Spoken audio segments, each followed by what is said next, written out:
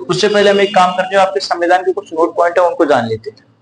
ठीक है, उसको जानते हैं क्या? कल मैंने आप देखिए पहला नोट पॉइंट मैं आपको नोट करा रहा हूँ, ये आपको नोट पॉइंट नोट करना है, याद रखना कि पहले मैंने आपको कराया था जो आपका संविधान था वो आपका 2 पार्ट्स में डिवाइड किया था, एक लिखित और एक अलिखित, दो में किया था।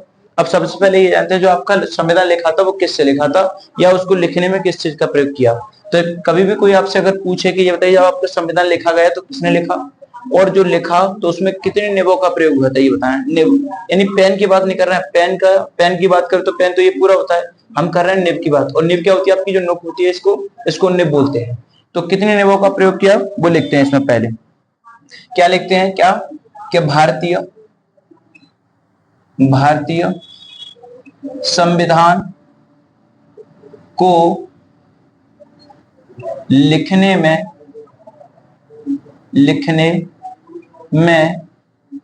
ये आपका भारतीय संविधान को लिखने में कितना 432 निबों का प्रयोग किया गया था। ओके, यानी कोई अगर आपसे पूछे कि जो आपका संविधान लिखा उसमें जो आपकी निब थी वो कितने प्रकार की थी, यानी कितने प्रकार की निब थी और कितनी निब थी ये बताना है, तो आपको बताना है कि भारतीय संविधान को लिखने के लिए हमें क्या कि 432 निबों का प्रयोग किया गया था। ओके, उसमें फिर आपसे ये पूछे कि हमें ये बताइए उसको लिखा किसने था, जो हाथों से लिखने वाले उनका नाम क्या था आपका, तो उनका नाम था आपका प्रेम बिहारी। क्या था? प्रेम बिहारी रायजादा। रायजादा इन्होंने क्या किया था? आपका प्रेम बिहारी रायजादा ने क्या, इनके पूरा नाम लिख दो इनका, प्रेम बिहारी नारायण भी लगाना, नारायण राय ज्यादा संविधान को लिखने वाले थे। ठीक है, यानी जो आपका संविधान लिखा उसमें कितने निब का प्रयोग? आपको 432 निबों का आपने प्रयोग किया। उसके बाद दूसरा पॉइंट था कि ये लिखा किसने था, तो उनका नाम था प्रेम बिहारी नारायण रायजादा। और ये भारत के पहले ऐसे व्यक्ति थे जो एक साथ दोनों हाथों से लिखने वाले थे। एक साथ दोनों हाथों से लिखने वाले थे। दुनिया एक हाथ से लिखती है लेकिन ये एक साथ दोनों हाथों से इन्होंने संविधान को लिखा था, दोनों हाथों से लिखा था इन्होंने। तो याद रखना आपका कि आपके संविधान को लिखने में कितनी निबों का प्रयोग किया? 432 निब का। इसको लिखने वाले कौन थे जिन्होंने इसको हाथ से लिखा था? तो उनका नाम था आपका प्रेम बिहारी नारायण रायजादा, उनका नाम याद रखना। अब आगे चलते हैं। अब हमको पढ़ना है क्या? भारतीय संविधान का निर्माण।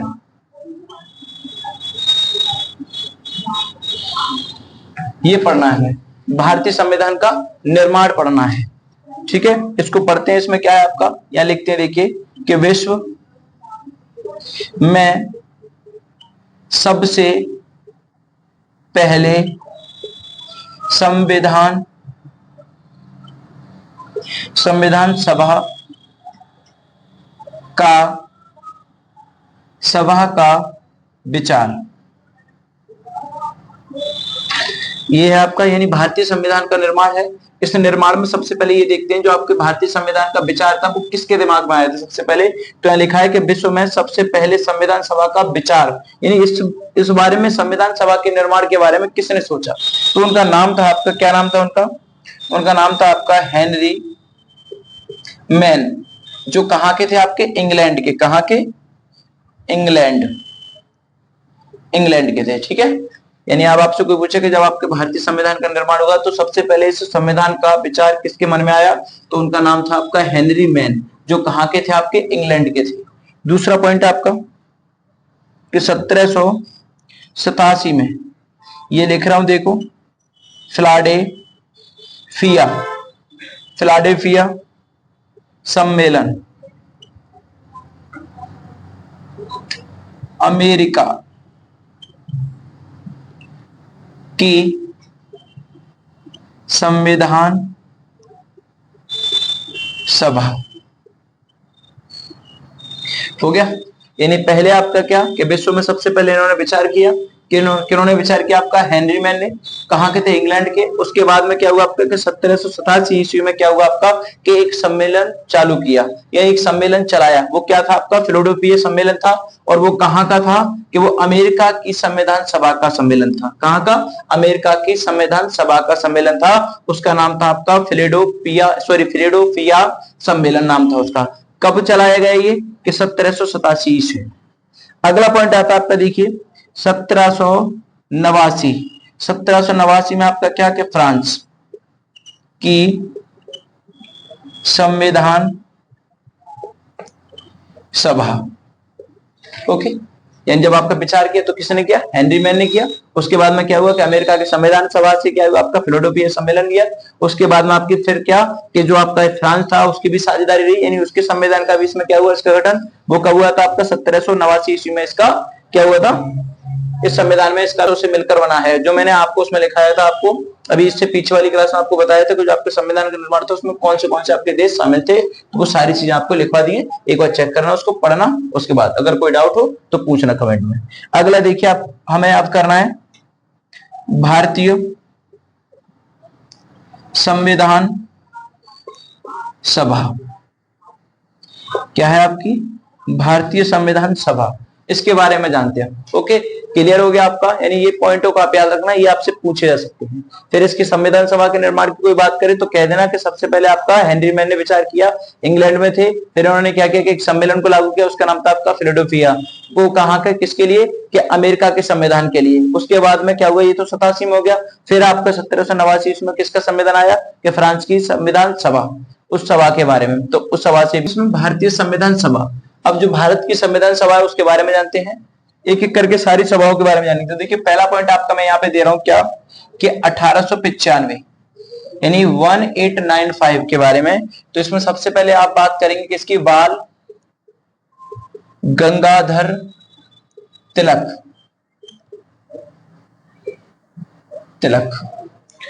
इन्होंने क्या किया आपका कि स्वराज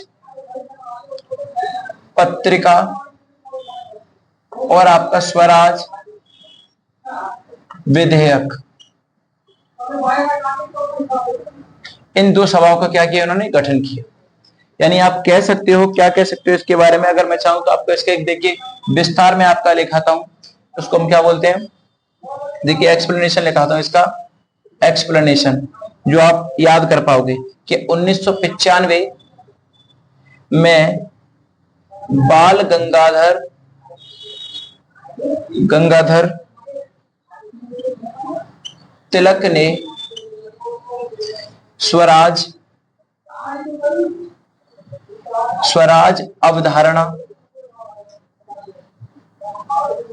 अवधारणा को एक पत्रिका के माध्यम से प्रस्तुत किया, जिसे स्वराज विधेयक के रूप में जाना जाता है। ठीक है, एक पॉइंट और है इसका, देखिए आपका सेकंड पॉइंट, जो आपके बाल गंगाधर तिलक थे उनको एक नाम से और जानते हैं, वो लिख देता हूं मैं आपको, लोकमान्य तिलक के नाम से भी जाने जाते हैं। उसके बाद में भारतीय स्वतंत्रता संग्राम के एक प्रमुख नेता है। और अगला 1920 में इनकी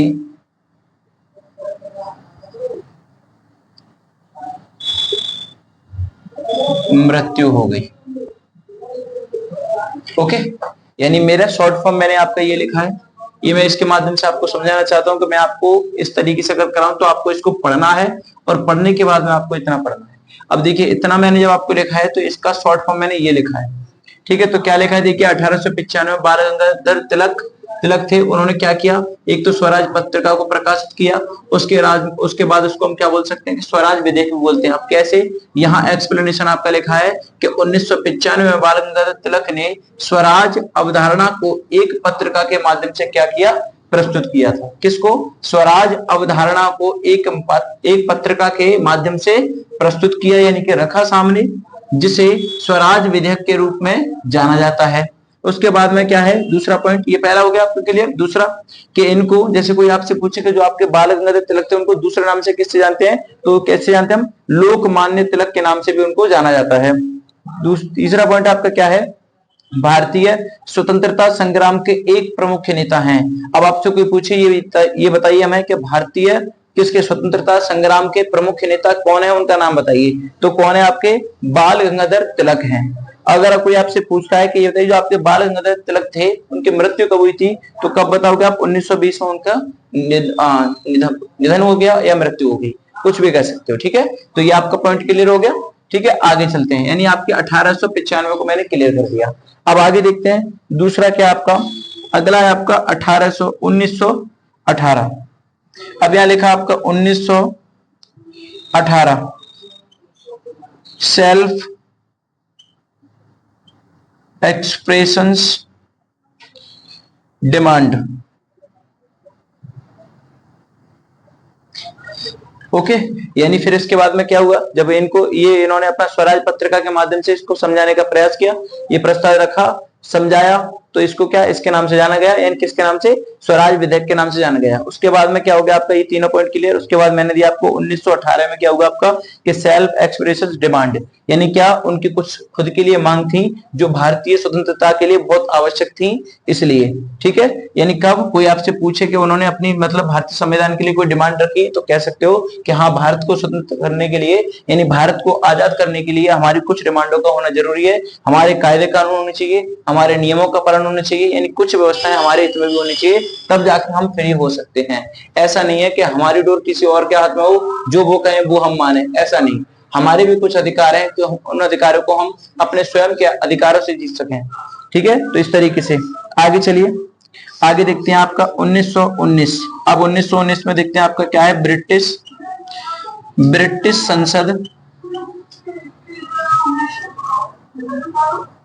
संसद ने मांगों को क्या कर दिया, अस्वीकार, ठीक है।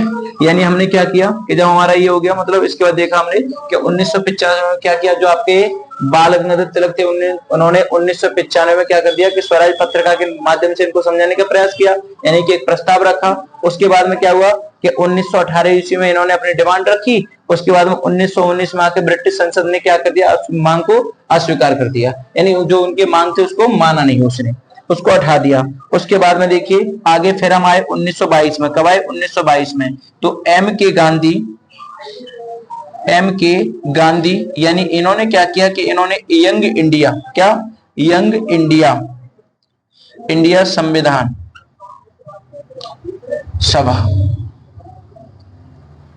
सभा, ठीक है। यानी क्या हुआ कि जब इनकी मांग को क्या कर दिया, उन्होंने अस्वीकार कर दिया, यानी मांग को मानने से मना कर दिया, तो फिर क्या हुआ आपका कि 1922 में कौन आया, आपके महात्मा गांधी आए, यानी मोहनदास करमचंद गांधी थे ना, तो इसलिए एम के लिख दिया इसलिए। तो जब आपके फिर महात्मा गांधी आए, उन्होंने क्या किया कि उन्होंने एक संगठन यानी एक आपका संविधान सभा का गठन किया, उसका नाम था क्या, यंग इंडिया, ठीक है। यंग इंडिया के नाम से उन्होंने क्या किया कि यहाँ लिख सकते हैं कि 1922 में महात्मा गांधी जी ने क्या किया कि यंग इंडिया के नाम से संविधान सभा का गठन किया, तो वही यहाँ पे लिखा हुआ है, ठीक है।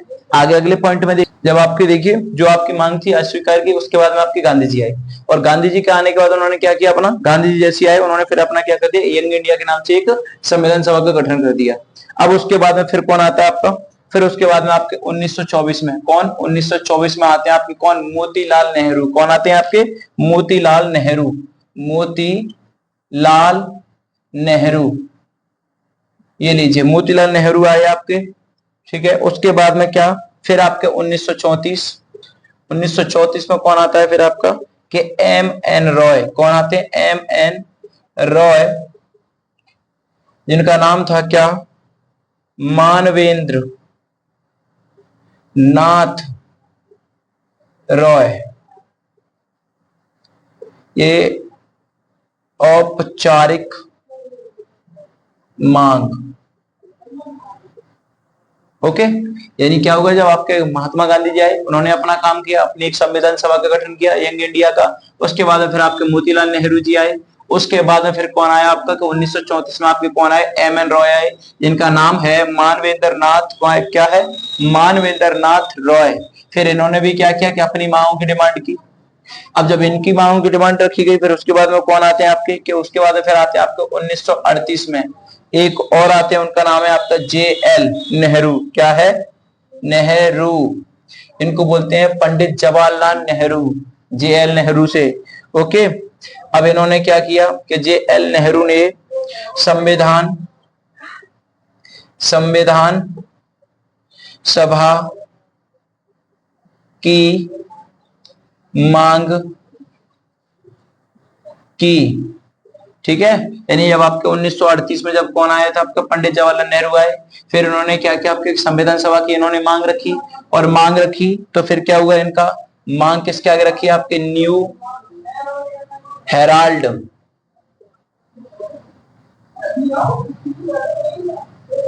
अखबार। ठीक है, यानी जो इन्होंने क्या किया, जब ये पंडित जवाहरलाल नेहरू आए तो इन्होंने, इनका एक मुद्दा था कि इनको क्या करना है? संविधान सभा की मांग करनी। तो मांग की, तो मांग अब वैसे तो कर नहीं सकते, तो फिर इन्होंने किसके माध्यम से की कि एक आपका न्यूज़पेपर था, उसका नाम था न्यू हेराल्ड। उस अखबार में क्या किया उन्होंने? जो इनकी मांग थी उसको उसमें प्रिंट कराया, यानी कि छपवाया। उसके माध्यम से हर एक व्यक्ति को, हर एक घर घर में आपके क्या किया उन्होंने? इस मांग को पहुंचाया। ठीक है, उसके बाद में देखिए आगे चलते हैं। आगे आते हैं आपके 1940 में आते हैं। कहां आते? 1940 में। फिर 1940 में आपका क्या हुआ? अगस्त प्रस्ताव। क्या हुआ? अगस्त प्रस्ताव। फिर इन्होंने 1940 में आपका अगस्त प्रस्ताव रखा। उसके बाद में फिर ये 1942 में आए। 1942 में क्या किया आपका कि क्रिप्स क्रिप्स प्रस्ताव रखा। क्रिप्स प्रस्ताव रखा और वो क्या हो गया आपका? स्वीकार। ठीक है, यानी वहां से यहां तक लड़ते हुए चले आए। उसके बाद में लास्ट टाइम पे यानी पंडित जवाहरलाल नेहरू ने क्या किया? आपके संविधान की मांग की, वो भी किस न्यूज़पेपर में की? इसको याद रखना कि न्यू हेराल्ड अखबार में निकाली। निकालने के बाद फिर क्या हुआ आपका कि 1940 में इन्होंने अगस्त प्रस्ताव रखा। उसके बाद में फिर क्या किया कि 1942 में इन्होंने क्या किया? क्रिप्स प्रस्ताव रखा। लेकिन क्या हुआ आपका? ये वाला प्रस्ताव क्या हो गया? स्वीकार कर लिया गया। बाकी अस्वीकार थे, ये आपका स्वीकार कर लिया गया। फिर देखते हैं फिर आपका क्या था इसमें कि सेकेंड वर्ल्ड वॉर। क्या? World war. Second world war के बाद संविधान संविधान सभा का निर्णय। ओके, यानी इतना सब कुछ होने के बाद जब ये प्रस्ताव स्वीकार किया, उसके बाद में क्या हुआ कि जो आपके संविधान सभा की मांग थी उसका निर्णय बड़े दिनों बाद हुआ। कब हुआ?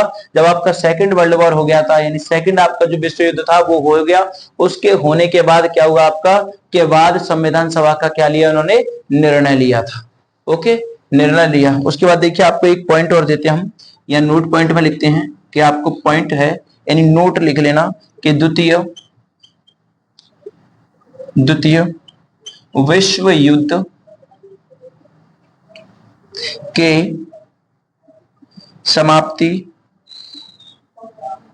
समाप्ति के बाद ब्रिटिश या ब्रिटेन में चुनाव हुआ कंजर्वेटिव पार्टी की प्रधानमंत्री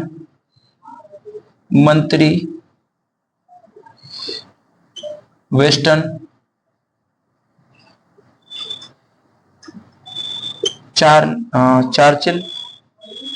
चर्चिल की सरकार हार गई।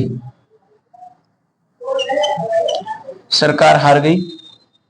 उसके बाद आपका लेबर पार्टी क्लेमेंट एडली की सरकार बनी।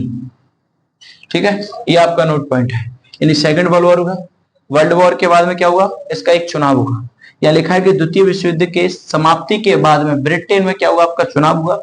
और चुनाव होने के बाद क्या हुआ, आपका कंजर्वेटिव पार्टी थी, उसकी जो प्रधानमंत्री थी वो क्या थी, उसका नाम था आपका वेस्टन। उसका नाम क्या था, वेस्टन चर्चिल। क्या था, चर्चिल की सरकार क्या हो गई, हार गई। उनके बाद हारने के बाद फिर कौन आया, आपके क्लेमेंट एडल। कौन आए, क्लेमेंट एडली। एडली आए और उनकी सरकार बन गई। यानी ये हो गया क्लियर। इसके बाद आते हैं हम कैबिनेट मिशन पर। कैबिनेट मिशन, जो आपका कैबिनेट मिशन था, इसके बारे में थोड़ा सा पढ़ते हैं अभी हम। जो आपका कैबिनेट मिशन है इसके बारे में जानते हैं। कैबिनेट मिशन को भारत, यानी कैबिनेट मिशन को ये कोई डाउट तो नहीं, हाँ नहीं, चलिए अब इसको क्लियर करते हैं। देखिए कैबिनेट मिशन को लिखते हैं को 24 मार्च ओके 1900 क्या है आपका 46 को भारत आया था, जिसका उद्देश्य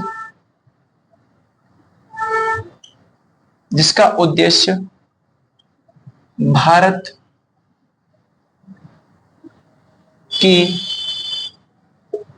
की एकता को बनाए रखना और ब्रिटिश सरकार से भारतीय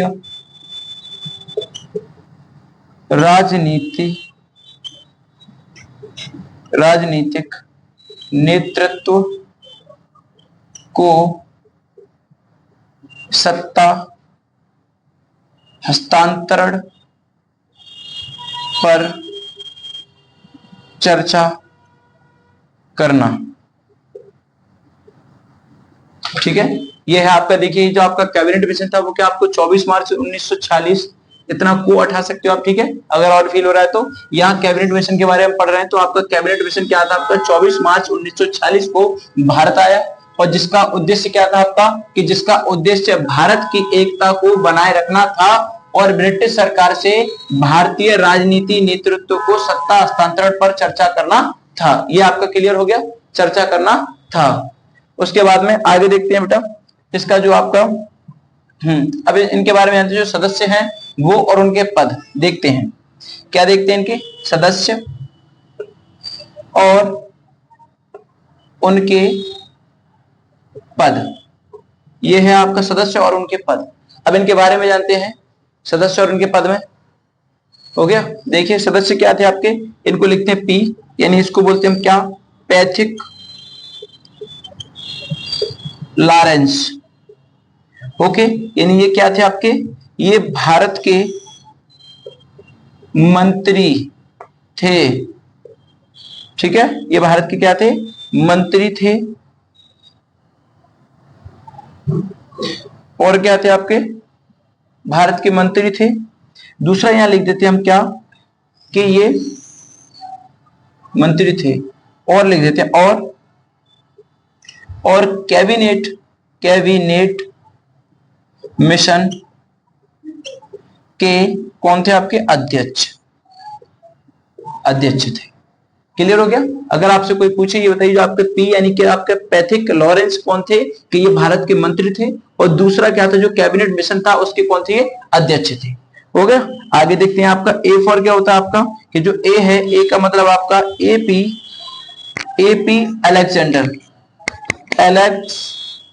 अलेक्जेंडर, ये आपका एपी यानी कि अलेक्जेंडर। और ये अलेक्जेंडर आपके कौन थे कि ये आपके नेवी के मंत्री थे। कौन थे? नेवी के मंत्री थे। ये आपके नेवी के मंत्री हो गए। उसके बाद में आता आपका एस। एस का मतलब होता है आपका स्टेफोर्ड। स्टेफोर्ड होता है। स्टेफोर्ड आपका कौन था? क्रिप्स। कौन था? क्रिप्स। यानी ये क्या थे? आपके व्यापार के मंत्री थे। व्यापार के मंत्री थे। ओके, ये है आपका। ठीक है, यानी आपसे कोई कैबिनेट मिशन के बारे में पूछे तो बताइए उसे कि 24 मार्च 1946 को भारत आया था। उसका उद्देश्य क्या था? कि उसकी उद्देश्य था कि भारत की एकता को बनाए रखना और ब्रिटिश सरकार से क्या करे कि भारतीय राजनीतिक नेतृत्व को सत्ता हस्तांतरण पर चर्चा करना था। यानी जानना था कि सत्ता के बीच में क्या क्या होना चाहिए और कैसे होना चाहिए। दूसरा, इनके जो पद थे और सदस्य थे उनके बारे में जाना कि सदस्य और पद। तो पहला आपका पी, उसको बोलते हैं पैथिक लॉरेंस। इसका मतलब ये कौन थे? आपके भारत के मंत्री थे उस टाइम।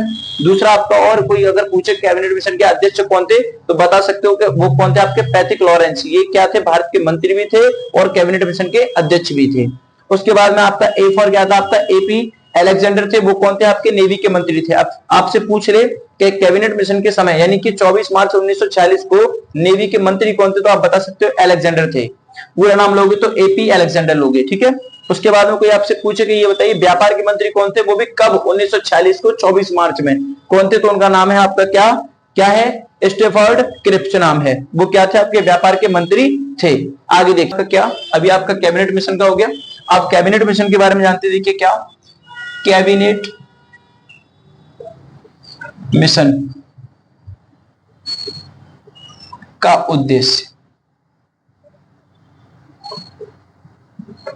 किसके बारे में जाने? कैबिनेट मिशन के उद्देश्य के बारे में। इसका क्या उद्देश्य था? कि पहला उद्देश्य इसका यह था संविधान सभा का गठन। ठीक है, संविधान सभा का क्या था? इनका गठन करना। दूसरा उद्देश्य क्या था भैया इसका? कि दूसरा था आपका 16 मई 1946। क्या है आपका? 16 मई 1946। 1946 को क्या था आपका? कि भारत की एकता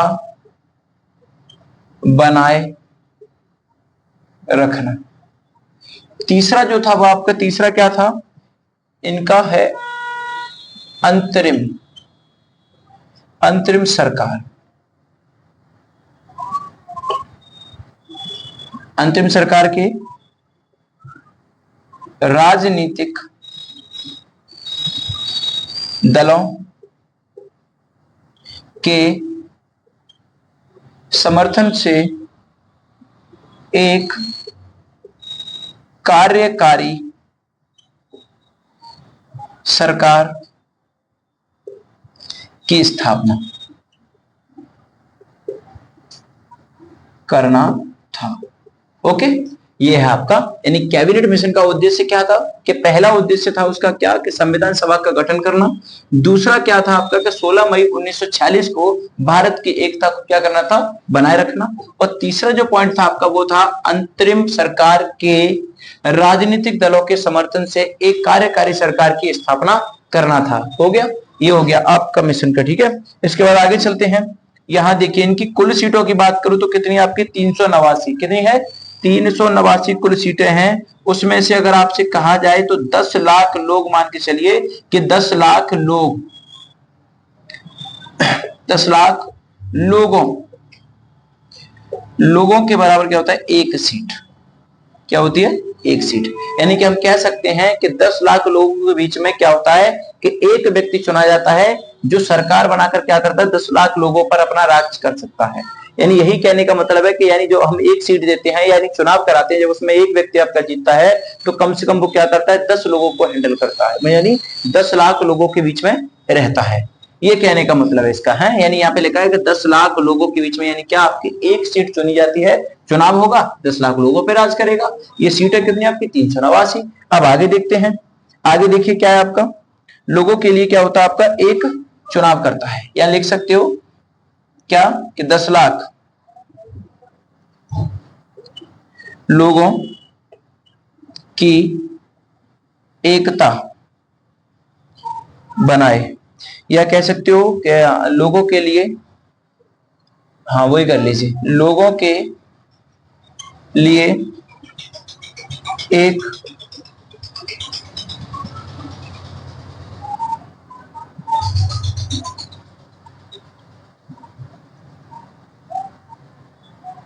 एक सरकार का चुनाव। ओके, यानी वैसे तो आप इतना ही समझ जाइए कि आपकी जो एक वोटिंग होती है यानी एक सीट की होती है वो कितनी होती है, आपकी 10 लाख लोगों पर राज करने का वो होता है। यानी एक नेता बना दीजिए तो एक नेता आपकी कितनी जनता पर राज करता है। उसी प्रकार से आपको देखना है कि आपने एक सीट जीती और एक सीट जीतने के बाद आपके 10 लाख लोगों के बराबर हो जाता है। इसलिए लिखा है कि लोगों के लिए क्या होता है, एक सरकार का चुनाव हो जाता है। आगे देखते हैं कि यहाँ लिखते हैं ब्रिटिश प्रांत। इसमें कितनी सीटें होती है आपकी, 292 यानी कि 292। उसके बाद में आपकी राजा रजवाड़े, इसमें देसी रियासत, देसी रियासत, इसमें कितनी सीटें होती हैं आपकी कि 93 यानी कि 93 सीटें। उसके बाद में क्या है आपकी, अगली है कमिश्नरी, इसमें होती हैं आपकी 4 सीटें। वो 4 कौन सी होती हैं आपकी, 4 होती हैं आपकी, मैं यहां लिख देता हूं, देखिए ये पहली होती है आपकी क्या, A4 यानी कि अजमेर, और होती है आपकी दूसरी B4 यानी क्या होती है, बलूचिस्तान, और तीसरी होती है आपकी क्या, C, इसे बोलते हैं कूर्ग, और होती है आपकी D, इसे बोलते हैं दिल्ली, DELHI। ये 4 सीटें, ठीक है। यानी आपसे कोई पूछे कमिश्नरी की 4 सीटें कौन सी होती हैं आपकी, पहली अजमेर, दूसरी आपकी बलूचिस्तान, और तीसरी आपकी कूर्ग, और चौथी होती है आपकी क्या, दिल्ली।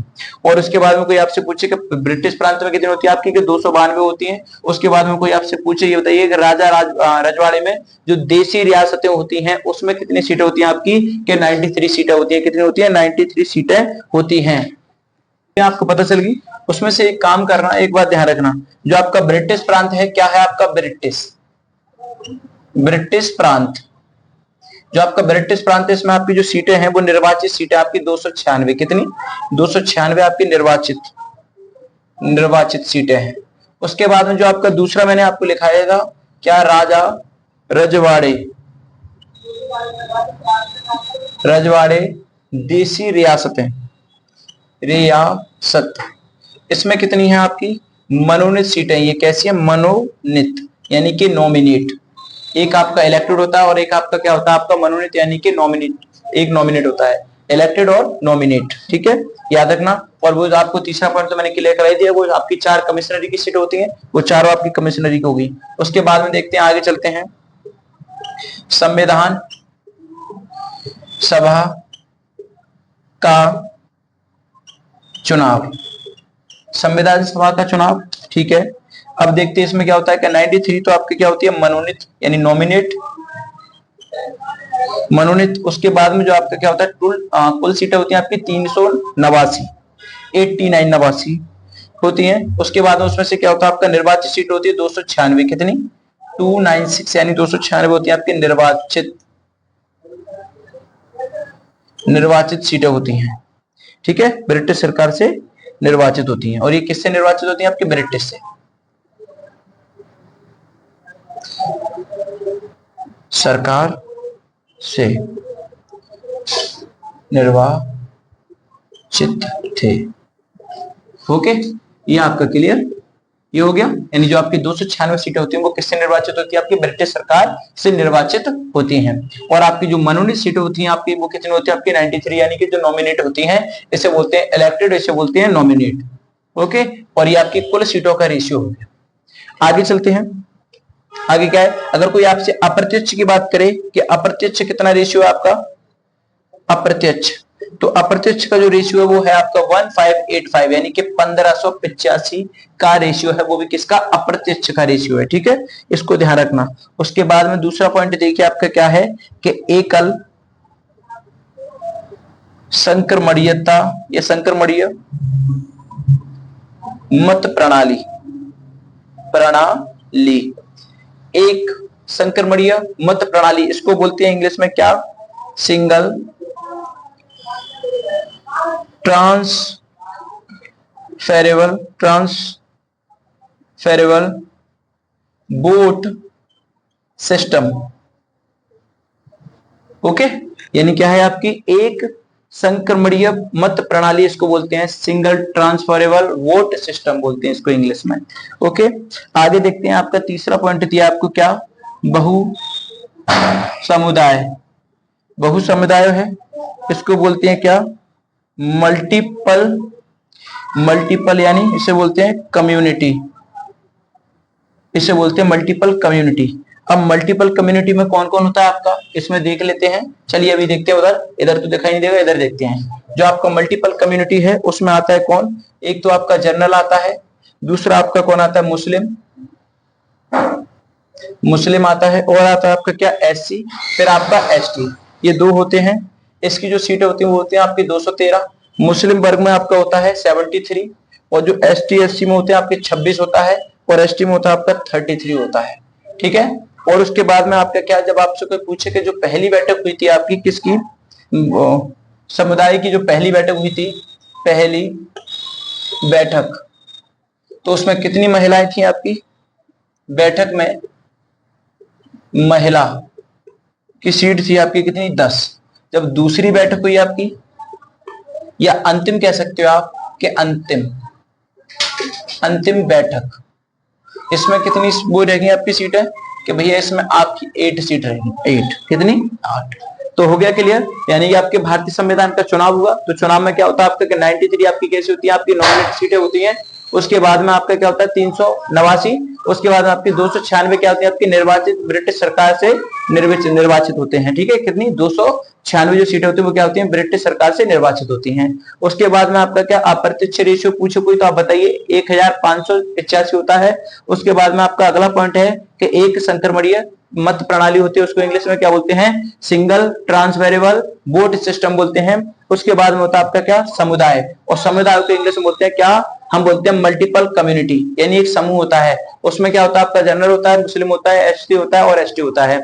जो आपकी जनरल की सीट होती है वो होती है 213, और जो आपके मुस्लिम वर्ग में होती है वो आपकी 73 होती है। आपकी एससी कैटेगरी में होती है वो 26 होती है, और जो आपकी एससी कैटेगरी में होती है वो आपकी 33 होती है। कितनी होती है आपकी, 33 होती है। उसके बाद में जब आपसे कोई पूछे कि जो आपकी पहली बैठक हुई थी उसमें महिलाओं की सीट कितनी थी आपकी, कि 10 थी।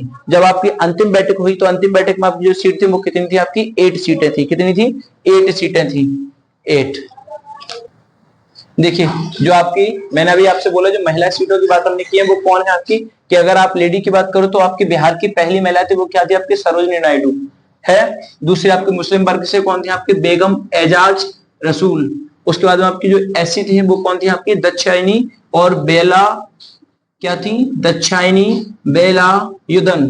उसके बाद आपकी क्या है यहाँ पे देखिए, देसी रियासत यानी कि आपकी एनी मास, क्या लिखा है, एनी मास ककरीन, क्या है आपका, मास करीन पराशरी नेता, यानी उसके कौन थे, पीएच मोदी, कौन थे, पीएच मोदी। साम्यवादी नेता कौन थे आपके, सोमनाथ लाहिड़ी, क्या था, लाहिड़ी। ओके, ये है, आपको याद रख लेना इसको।